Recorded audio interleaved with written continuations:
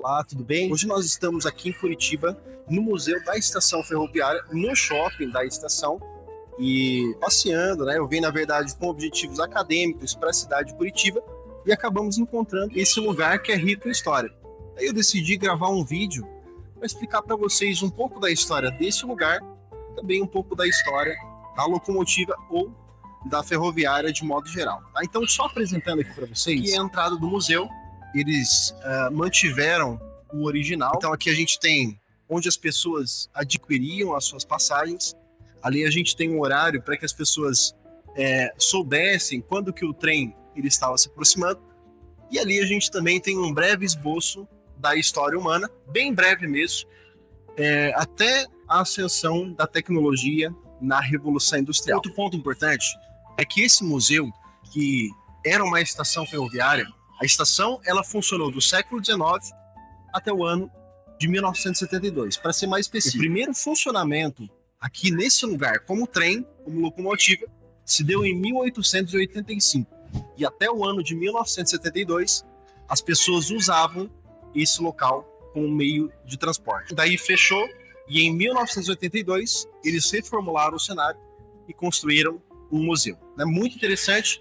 Daí museus assim eles ajudam a contar a história da cidade. Então, muito, muito rico esse lugar. Olha só, eu comentei no início do vídeo que quando as pessoas elas entravam para poder adquirir a sua passagem, as pessoas mais pobres, chamadas de segunda classe, assim como tem hoje, quando você vai comprar uma passagem aérea, por exemplo, existe lá primeira, segunda classe. Né? Hoje em dia, esses termos eles são evitados, mas ainda existe. Então, as pessoas de segunda classe, né, ou seja, os mais pobres, eles se dirigiam nesse lugar. E aqui eles falavam com o atendente, olha só, é possível ver passagem de segunda classe. Aqui eles informavam o seu destino e eles também pagavam por sua passagem, né, por sua viagem. Aqui desse lado, seguindo a mesma lógica, né, porque pessoas de segunda classe, eles são maioria. Então aqui também as pessoas de segunda classe, né, muito bem informado, eles adquiriam suas passagens. E desse lado aqui, é possível a gente ver os ingressos, né? E lá do outro lado era onde as pessoas de primeira classe, ou seja, os mais ricos, eles adquiriam as suas passagens. Qual que é a diferença? No próprio trem tinha o lugar da primeira classe, que obviamente ele era mais luxuoso, né? Com mais conforto, e a segunda classe era um lugar assim mais simples, né? Onde as pessoas elas viajavam. Outro ponto importante aqui desse espaço é que, assim como existe numa rodoviária hoje, que informa o horário dos ônibus, né, a saída, o destino, também tinha aqui na rodoviária, né, na ferroviária de Curitiba. Olha que interessante. Chegada dos trens de passageiros, destino a São Paulo, né, ali ficou apagada a segunda parte, mas partidas 23 horas, Ponta Grossa, Apucarana, então eram mais viagens dentro do próprio estado. Muito interessante a gente ver que as rodoviárias seguiram o padrão das ferroviárias antigas. Aqui nós temos também algumas fotos do local, e aqui a gente tem a descrição, né, as portas, né, enfim. Aqui embaixo nós temos a descrição da imagem da Rua da Liberdade, hoje, né, Barão do Rio Branco, 1890, aqui em Curitiba mesmo. É uma foto bastante antiga. E as fotos são interessantes porque, por meio das fotos vistas como documentos históricos, o historiador ele consegue entender como era o funcionamento de uma sociedade, né? Como que era a estrutura. Então, fotos, né, imagens, de modo geral, elas são fontes históricas muito ricas que o historiador ele pode se apropriar para executar o seu trabalho. Aqui também nós temos uma outra foto, né, da mesma rua, né, a Rua Barão do Rio Branco. Aqui a gente percebe, né, já é mais nítido, que há aqui uma linha para os bondes da cidade, né, bastante pessoas. A gente vê que também não tinha asfalto, né, eram ruas de terra, pessoas executando seus trabalhos, uma pessoa de guarda-chuva. Então olha que interessante essa imagem para a compreensão desse espaço e para a história de Curitiba. Eu deixei de mencionar ali no início do vídeo sobre a introdução, como que a locomotiva e as ferrovias elas chegaram até nós. E assim, sendo bastante breve, fazendo um resumo aqui da história, as ferrovias elas começaram na Revolução Industrial, que foi um movimento histórico, uma revolução burguesa na Europa do século XVIII, mais especificamente começando na Inglaterra e depois em outros países. E aí os historiadores eles dividem a Revolução Industrial em fases. Primeira, segunda, terceira Revolução Industrial. Tem aqueles que falam em 4 revoluções industriais. Hoje, com a era da IA, fala-se em 5 revoluções industriais. Mas, de modo geral, 3 revoluções elas já são suficientes para a gente compreender como que as ferrovias elas foram construídas. Tá? Então, o que foi a Revolução Industrial?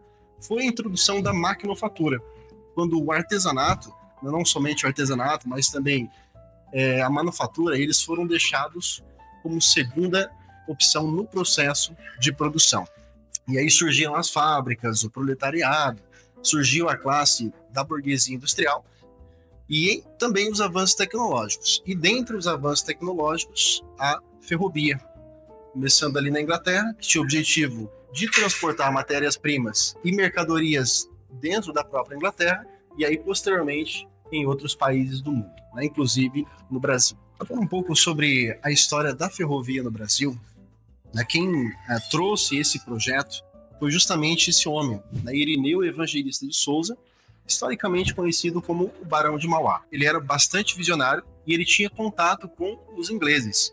Então, a partir das ideias oriundas da Inglaterra, ele teve a proposta de trazer uma ferrovia para o Brasil, não somente ferrovia, mas iluminação do Rio de Janeiro e outras tecnologias. Aqui nós temos também a figura de Dom Pedro II, inclusive a primeira rodovia, a primeira ferrovia no Brasil, inaugurada em 1854, ela carregava esse nome, Dom Pedro II. E ela ligava Petrópolis, que era a região onde Dom Pedro ele residia, até o Rio de Janeiro. Qual era o objetivo da ferrovia no Brasil? Transporte de matéria-prima. Nesse contexto, o Brasil ele estava no ciclo do café e era necessário transportar o café ali daquela região de Petrópolis até o porto do Rio de Janeiro. Então, esse foi o objetivo.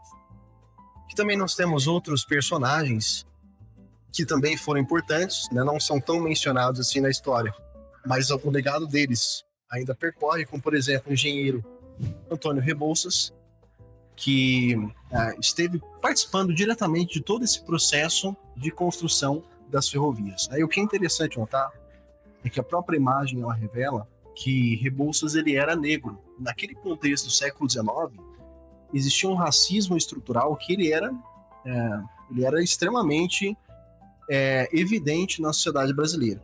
Ele era filho de mulher negra e o pai dele de descendência portuguesa. Mas mesmo assim, enfrentando preconceito da época, ele se destacou como uma das figuras mais importantes da história do Brasil. Aqui do lado nós temos também Teixeira Soares, também um engenheiro da história brasileira que investiu também tempo na construção das ferrovias. E aqui uma foto do primeiro trem do Brasil, ali na rodovia Dom Pedro II. A Baronesa foi a primeira locomotiva brasileira. Eu acho importante também dar um contexto, porque 1854 foi a finalização, mas até chegar no projeto da ferrovia no Brasil, houve uma série de acontecimentos, como por exemplo, no ano de 1844, houve a introdução da tarifa Alves Branco, que ela subia, aumentava os impostos alfandegários para os produtos importados. Qual que era o objetivo? O objetivo era justamente incentivar uma produção brasileira, uma produção dentro do Brasil. Houve também, em 1850, a Lei Eusébio de Queiroz, que ela extinguiu o tráfico de escravos, ou seja, o Brasil ele não compraria escravos de fora da África, mas isso não acaba com a escravidão, né? Houve, sim, a escravidão interregional, porém, os recursos que eram utilizados na compra de escravos, eles passaram a ser utilizados no desenvolvimento da indústria brasileira e também da locomotiva. Então, todo esse contexto possibilitou a ferrovia no Brasil. É uma história bastante longa e uma história que ela vale a pena ser contada, né? Que ela vale a pena ser lembrada por nós brasileiros.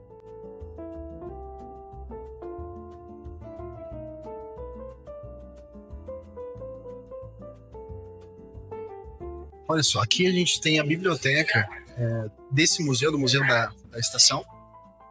E infelizmente ela está fechada, né? Hoje é domingo, mas eu acredito que durante a semana ela é aberta, né? O acervo ele pode ser acessado para os visitantes.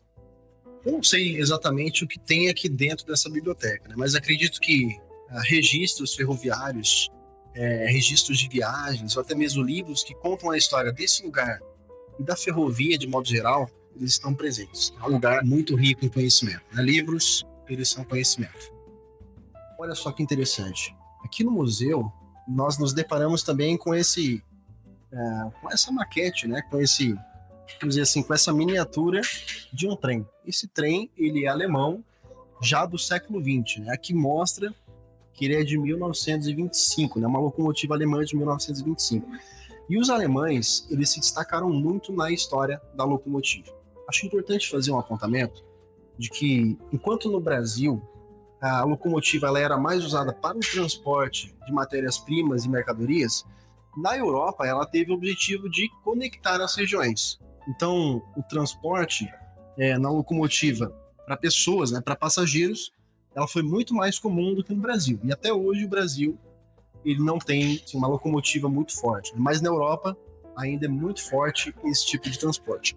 E o que é importante, né, quando eu estava olhando aqui essa miniatura, eu lembrei da história da unificação da Alemanha. A unificação da Alemanha ela foi concretizada em 1870, 1871, depois de pelo menos 3 guerras, né? A Guerra dos Ducados, a Guerra Austro-Prussiana e a Guerra Franco-Prussiana, todas elas nesse contexto do século XIX. E a Alemanha, ela não tinha já um território pré-estabelecido. Ela era composta de 39 estados industriais, né, no qual existia muita linha ferroviária conectando elas, e a partir do início, né, desse processo de unificação, conduzido por Guilherme I da Prússia e por Otto von Bismarck, também da Prússia, que designado como primeiro-ministro, houve-se uma intensificação da construção de ferrovias para conectar todo esse território. E o resultado foi uma Alemanha unificada, composta de muitas ferrovias, e essas ferrovias proporcionaram um crescimento econômico extremamente grande para a Alemanha naquele contexto. Foi a formação do chamado Segundo Reich, e a partir desse crescimento econômico, criou-se os caminhos para a Primeira Guerra Mundial. É uma história muito interessante, que vale a pena você conferir também. A história da unificação da Alemanha. Não tem a ver somente com rivalidades ideológicas ou nacionalistas, mas também com rivalidades econômicas, e a história da locomotiva ela aparece nesse cenário. Aqui a gente tem também alguns artefatos de locomotiva, né? Um apito, né? A gente vê ali no símbolo, né, aquele barulho do trem, né? Pipi.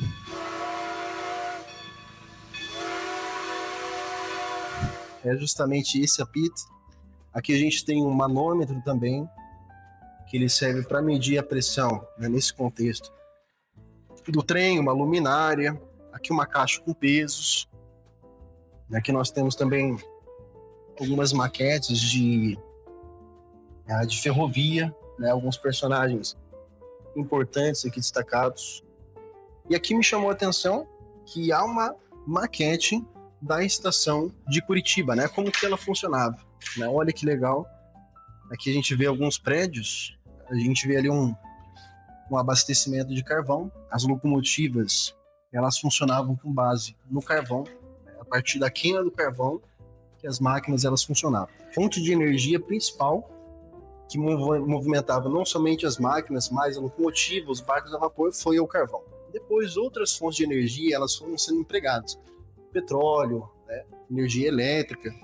E hoje em dia está muito mais moderno nessa parte. A gente tem também uma breve história das máquinas a vapor.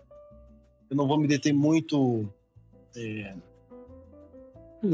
né, o que está escrito aqui, mas resumidamente, né, as máquinas a vapor, nesse contexto de evolução industrial, elas surgiram na Inglaterra. Esse nome aqui se destaca muito, né, James Watt, e posteriormente elas foram ganhando cada vez mais corpo, né, avanço tecnológico. Então, a gente vê que esse processo de industrialização ele está muito relacionado com a história da locomotiva. Chegando aqui um pouco na história do Brasil, especificamente aqui na região sul, região de Paraná, do Paraná, qual que era o interesse na exploração aqui da região? Por que teve locomotivas, pelo menos em primeiro momento? O interesse era na produção agrícola, havia interesse também nas ervas mates, no contexto ali de Revolução Industrial, as pessoas passaram a tomar erva mate, café para se manter acordados, e também a exploração de madeira na região. Então, dessa forma, as ferrovias aqui na região sul, elas foram sendo construídas, mais especificamente no final do século XIX e início do século XX. Né? Como você pode ver aqui, ó, sobre a questão da erva mate na região oeste do Paraná. No ano de 1909, houve uma companhia estabelecida para poder explorar esse tipo de matéria-prima da região. Isso é muito importante para a história do Paraná. Olha só, aqui a gente também tem mais alguns apontamentos sobre a história da exploração de madeira no Brasil, começando em 1500. Aqui a gente tem até um termo que ele não é mais utilizado pela historiografia. Ó. Diz assim, desde o descobrimento do Brasil. Hoje, os historiadores eles não usam mais descobrimento. Há uma preferência maior por chegada dos portugueses. Há também aqueles um pouco mais radicais que falam de invasão dos portugueses. Mas, de qualquer forma, o termo descobrimento ele não é mais tão bem aceito. E por quê? Porque descobrimento se refere a algo quando não tinha ninguém. Por exemplo, se os portugueses chegassem no Brasil e não encontrassem ninguém, poderia ser chamado de descobrimento. Porém, os nativos, povos originários, indígenas, eles já estavam no Brasil, então esse termo ele não se adequa muito. Mas o fato é que a exploração de madeira ela não foi recorrente somente no século XIX e século XX, mas desde o início do século XVI, 1500, houve a exploração de madeira no Brasil, começando pelo pau-brasil, entre 1500 a 1532, correspondendo ao que nós chamamos de período pré-colonial. Quando os portugueses não encontraram ouro no Brasil, então eles recorrem à exploração da madeira, que foi a principal fonte dos recursos naquele contexto específico. Bom, aqui eu gostaria de destacar com vocês a ferrovia na história contemporânea paranaense. Aqui a gente tem algumas imagens e brevemente conta-se a história da Guerra do Contestado. A Guerra do Contestado tem uma participação da construção de uma ferrovia que ela conectaria o Rio Grande do Sul até São Paulo, justamente com o objetivo de mandar matérias-primas, de existir uma troca. E essa ferrovia, ela passava pela região do Contestado, que é a região do Contestado. Hoje em dia, os estados eles são muito bem delimitados. Você olha o mapa do Brasil, tem ali Santa Catarina e Paraná. Mas na época, existia uma região chamada de Contestado, que Paraná dizia que era dele e Santa Catarina dizia que era dele. E a partir dessa construção da estrada de ferro, houve duas empresas de um mesmo dono, Percival Farquhar, uma empresa destinada à construção da estrada de ferro e outra empresa destinada à exploração da madeira na região. E aí, com isso, os habitantes locais, somados com os trabalhadores, eles se reuniram em torno de uma figura chamada José Maria, até uma certa controvérsia na história do Brasil.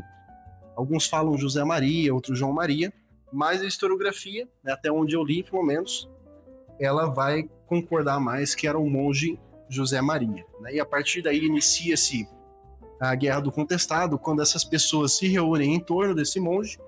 O governo do Paraná e de Santa Catarina, eles mandam tropas para regiões, e essa é a chamada Guerra do Contestado, de 1912 a 1916. Eu não vou dar muitos detalhes da história, mas é uma história que ela se encaixa, se encaixa no que nós chamamos de revoltas messiânicas no Brasil. Messiânico, no caso da figura de José Maria. É uma história bem interessante e bastante controversa também.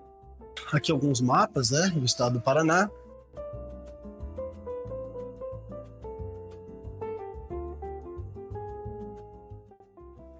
Tem aqui também um ponto importante, o café e a expansão territorial paranaense. É importante destacar que a iniciativa da locomotiva no Brasil, ela também recebeu o apoio dos produtores de café. Eram as elites, as elites econômicas. E com esse apoio foi possível essa iniciativa. Então aqui a gente tem um pouco da história dessa expansão territorial e a plantação de café aqui no Paraná, né? Então, para vocês entenderem, né, o café ele começou a ser produzido primeiro na região do Rio de Janeiro, depois ali na região de São Paulo, no Paraná também a produção de café, né? Aqui a gente tem um pouco dessa história registrada. Aqui a gente tem também algumas fotos antes da locomotiva, como que era transportado o café. Os cafés eles tinham que ir para os portos, na maioria das vezes, e era feito com os animais, né? Os bois, vacas, eles puxavam esse café e viajavam longas distâncias, né? Mas depois da locomotiva isso ficou mais fácil. Mas vale ressaltar o seguinte, que o Brasil ele nunca foi tão forte em questões ferroviárias, e até hoje não é. Hoje em dia há um incentivo maior, principalmente da China, né? Que eles estão com investimentos para implantar mais trens no Brasil. Mas ainda não é um transporte que ele é muito utilizado, né? E por que isso? O governo brasileiro nunca teve tanto interesse em locomotivas no Brasil. Principalmente ali depois da época de Juscelino Kubitschek, né? Quando houve investimento na construção de estradas, também trazendo automotivas para o Brasil, Volkswagen, General Motors, a ferrovia ela foi sendo deixada um pouco de lado. Diferentemente da Europa. Na Europa, os trens eles podem ser considerados um dos principais meios de transporte, né? Então, existe essa diferença. E volto aqui a uma fala que eu já trouxe.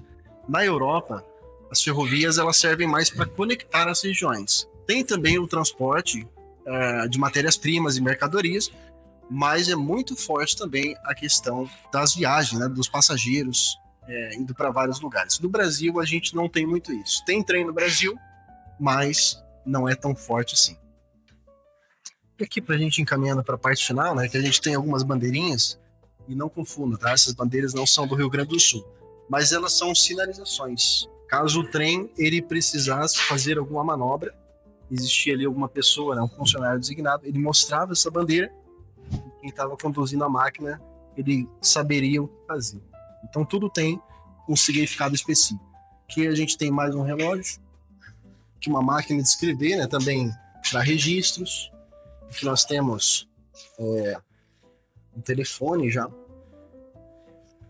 E aqui outros artefatos, né, relacionados a lanternas, internacionalização. Existiam lanternas também que ficavam dentro do trem, de energia elétrica no início.